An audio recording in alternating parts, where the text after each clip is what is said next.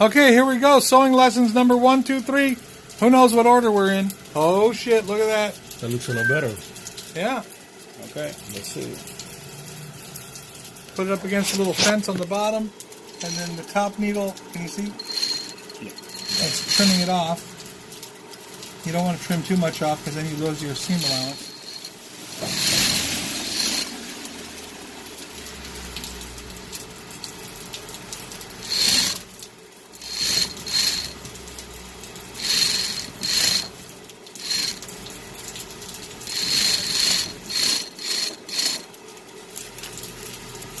Let's take a look at the bottom. Definitely, that's me. That's a much better seam. Right? Yep. Let's pull the whole thing out.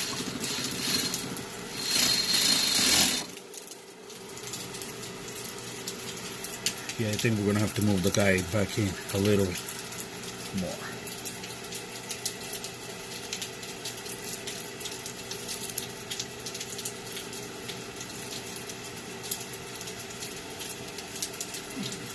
Right there.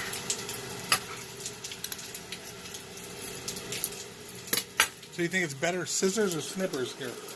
No, you're gonna have to use the snippers because of obviously you're probably gonna be trimming just your thread.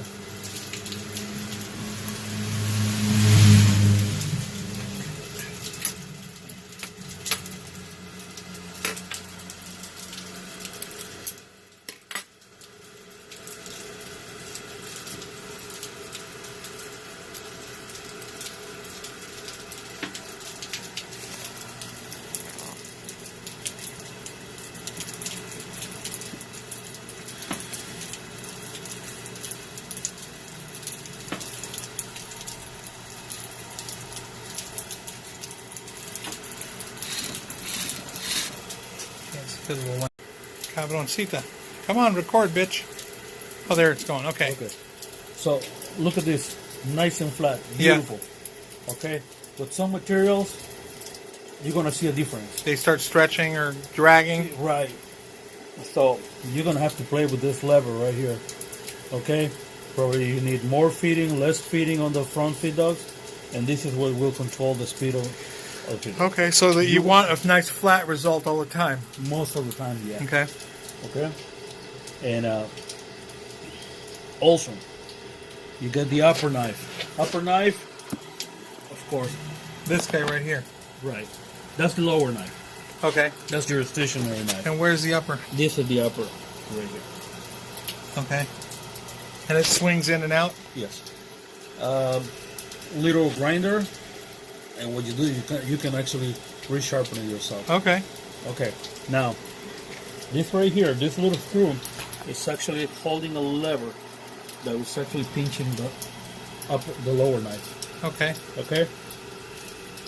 This one. Okay. You need to have at least another couple of screws.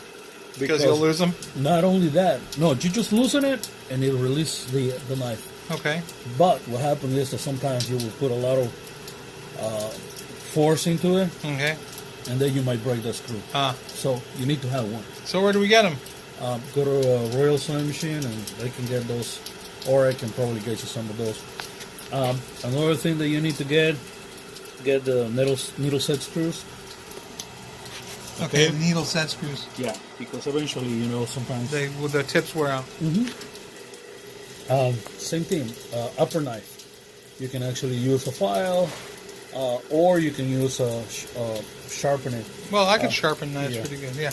And easy, not difficult. Okay. Let me see what else. This is your also pressure for your presser foot tension. Yes. But right now it's fine, right? Yes. This machine was working perfectly, so believe me. If it's not threaded properly, the machine is going to give you problems. So you need to actually keep an eye on how the machine is threaded. Yeah, sure. Very important. Okay? And please remember the tension. The tension. No, it seems pretty simple. Now, how did we thread the bottom? There's a thread coming through here, right? Okay. This is your it protects the thread from, as you feed your the material. Hands, sure. Okay, it goes in here, then into this little slot. Okay, then you have a little guide right here. From here, it goes into the looper and then out to the tip of the looper. That's all it is. Pretty straightforward. Yes. Okay. Let's say for some reason, you know, and I know that it's going to happen, you start feeding material and then it kind of bunches up. Yeah. And it won't allow the material to slide out. And it gets all like a bird's nest underneath? Yes. Okay, get an X-Acto knife. Okay, bring the presser foot up, slide it in, cut as much thread as possible. Of course, bring your needle bar up, and then you're going to be able to slide. Or you can actually pull the screw from the needle plate. There's one, and there's another one on the back, and then you can bring the knife right between the looper and the needle plate, and then bring presser foot up, needle plate out, slide it, pull it out. Easiest way. Okay, try not to let it bunch up. Sure. Because, you know, there's an adjustment. There's a gap between the looper and the needle plate, and if you lose that gap, then you're going to start having skipping rotation issues. So how much gap is supposed to be there? Like a paper thin gap. So how do you get there? Well, there's a gauge that they sell from Union Special, right? And what it is, you see at the base of the looper, there's a little screw. Okay. And that's how you actually move it up or down, depending on the adjustment required. For Pain in my ass. It's not going to be an easy one, so I strongly suggest you keep an eye on that. Okay. Other than that, you know, normal. Get a cotton, put some oil on the cotton, and just kind of lubricate this little piece. Like on a Q-tip. Yeah. Okay. So how far away from? Where does that go again? Right there. Okay, like a little less than halfway over. Yeah. I will suggest you a masking tape.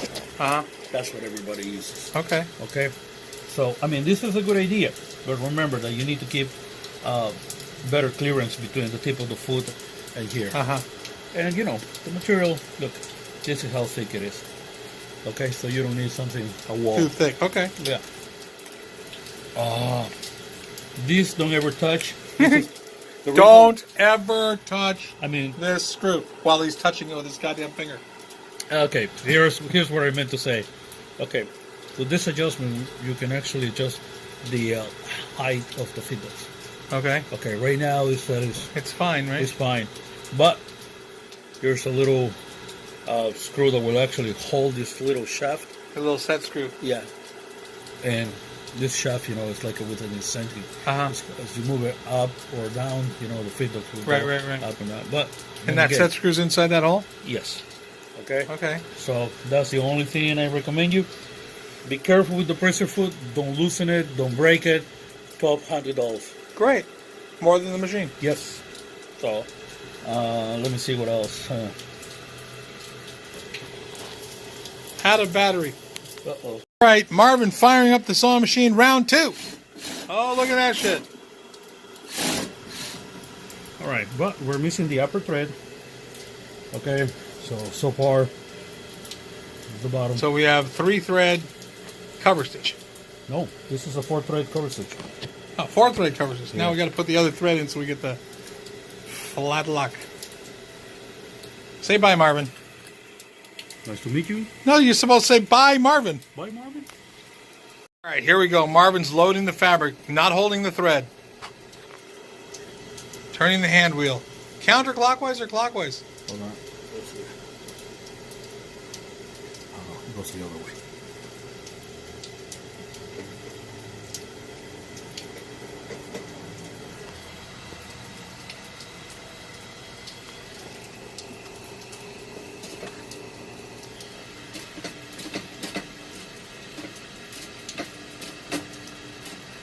Clockwise. The pedal's too loose. Yeah. Let's see, you need to make that. More adjustments.